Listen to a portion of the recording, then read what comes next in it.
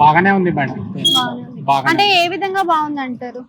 అంటే డెవలప్మెంట్ కానీ, స్కీమ్స్ కానీ, పేదోళ్ళకి ఇల్లులు కానీ, రేషన్ కార్డు కానీ. అంటే ఇప్పుడు బీసీ రిజర్వేషన్ల గురించి అని చెప్పేసి దీక్షను చేపడతామని అంటున్నారు ఈ 5th నుంచి.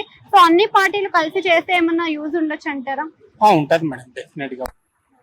సో ఏ విధంగా యూజ్ ఉంటుంది? అన్ని కులాలకి బీసీలకు అందరికి అన్ని అందుతాయి. అందుతుంది madam. Comparing to previous government ఇప్పుడున్న గవర్నమెంట్ కి డిఫరెన్సెస్ అంటే ఏం చెప్తారు? డిఫరెన్సెస్ అంటే ఇది డబుల్ బెడ్రూమ్, రేషన్ కార్డు కానీ, స్కీమ్స్ కానీ బాగుంది మేడం. అంటే డబుల్ బెడ్రూమ్స్ కేసీఆర్ టైంలో కూడా ఎవరికి రాలేదు అంటున్నారు కదా ఎక్కువ. అప్పుడు రాలేదు, ఇప్పుడైతే ప్రెసెంట్ వస్తున్నాయి మేడం. డబుల్ బెడ్రూమ్స్ వస్తాయి. అందరు okay, ration cards? Rations cards కూడా వస్తున్నాయి మేడం, పర్లేదు.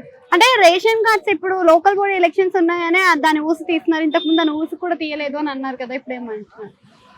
ఇప్పుడైతే ప్రెసెంట్ అయితే పర్లేదు మేడం, బాగానే ఉన్నాయి. ప్లస్ ఇవి రైతు బంధు కానీ ఇలాంటివి స్కీమ్స్, ఈ 3 వీలర్ ఆటోస్ కూడా స్కీమ్స్ 5 lakhs ఆటో 3 lakhs కి ఇస్తున్నారంట ఇప్పుడు ప్రెసెంట్ అయితే.